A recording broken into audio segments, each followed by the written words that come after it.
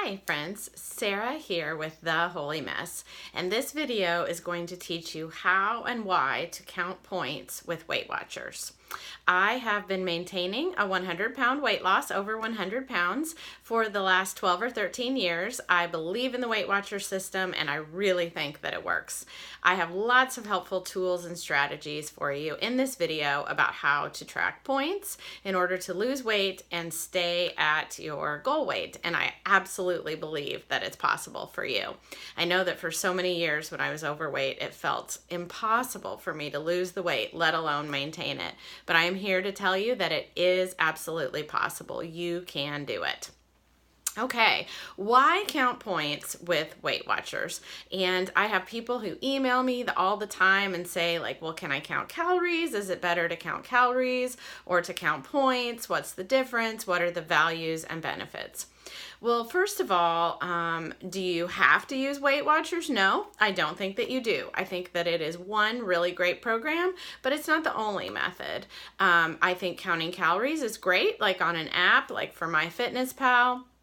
I think if you use like a Fitbit and track there, I think that's great too.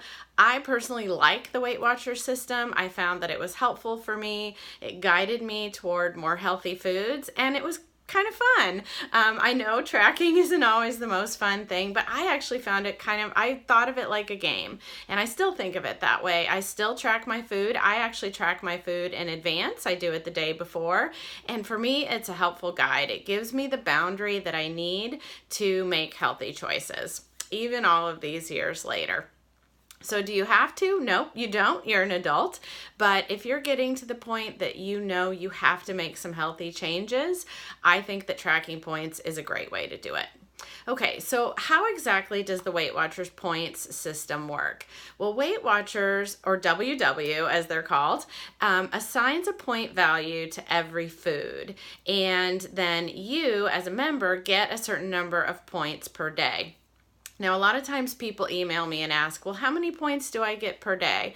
And the truth is, the only way to know that is by being a Weight Watchers member. There are some free calculators online that will give you an estimate of your points per day, but they're not altogether accurate. Weight Watchers is pay to play. That's the way it works. They are a business, and I understand that, and I think that it's worth investing in if this is the program that you think is right for you.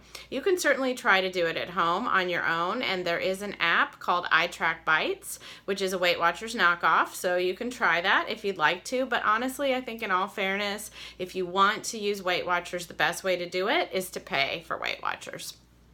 And again, I'm not being paid by them. I'm not an affiliate for them. I'm a member just like you, but that's my opinion of using the Weight Watchers system. I think that it's worth it if this is the program for you. So every food is assigned a points value, and the exact way that Weight Watchers figures that out is theirs. And so again, you really have to pay for a Weight Watchers membership to figure that out the best. But we do know that they take a number of items into account when they figure out the points value for foods. So calories, of course, fat, fiber, sugar, all of those come into play when Weight Watchers figures out the points value for specific foods. And again, the best way to do that is to be a member. Sometimes I have people email me and ask, well, can you just send me a list of the points values for all foods? No, I can't, because there's millions of foods out there. So, but you can have a general guide. So the more sugar a food has, it's going to be much higher in points. The more protein, it goes down. Fiber, it might go down a little bit. And so that's how Weight Watchers figures out the points values. So, and then there are also free foods, or actually 0 point foods is probably a better way to say it, because all food has calories, even if it's 0 points. But a food like an apple is 0 points. A banana is 0 points. Fat-free Greek yogurt is 0 points. But then a food with sugar, so like let's say a chobani that is sweetened with sugar, a small cup of that is 4 points. A chicken thigh is 4 points, whereas a chicken breast is 0 points. Something like a really super decadent chocolate dessert from a restaurant might be as much as 50 points or more. And a lot of members receive 23 points per day. That's what I get right now, which is 23. The heavier you are, you might get more points per day. Men sometimes often get more points than women. It can factor in your age. So the points can vary.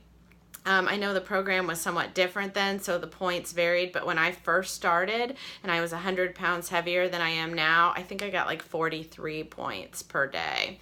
And then every member also has flex points, and those are points that you can use during the week. You don't have to use them if you don't want to, but they are there and they're built into the system, so there's really no reason not to use them. And those can vary. Again, I think right now I get like 20 some points per day or per week as my flex points. I think when I was heavier it was 35. So those do vary per person by how much your body weight is, your age, that type of thing. But those flex points are there for you to use. There's kind of a lot of controversy in the Weight Watchers community of should you use them? Do you have to use them? And I think the truth is this is going to be something that's personal for you, but I can tell you that I use mine. You can use those however you want. So you can save them up and use them all at once, like if you want to splurge on the weekends, or you can divide them out and use them throughout the week. So, 5 points here, 3 points there, whatever works for you. And I vary that a little bit. Sometimes I'll use a few per day, but I tend to use them for splurges more here and there. So how do you track your points? Well, Weight Watchers has a wonderful app that you can track your points on, and that's what most of us use. There's also a desktop version of that. You can even track your points on paper, and that's how most of us started. But I will say that's really, if you want to do that, that's great. But for most of us, that's not the best method because the app just makes it so easy. It keeps a running tally for you. I even have on my Apple smartwatch, I have my app so right on there so I can see how many points I have left for the day. So it just really is so convenient. There's even a scanner on the app so that you can scan foods right in the grocery store and see exactly how many points they have. So how do you stay within your points? Well, that's a little bit trickier, right? I know for many of us, when we first start Weight Watchers or get back into Weight Watchers, we might find out how many foods are in some of the points we're eating, or how many points are in some of the foods we're eating and go, oh my goodness, I don't believe it. I've used all my points at breakfast.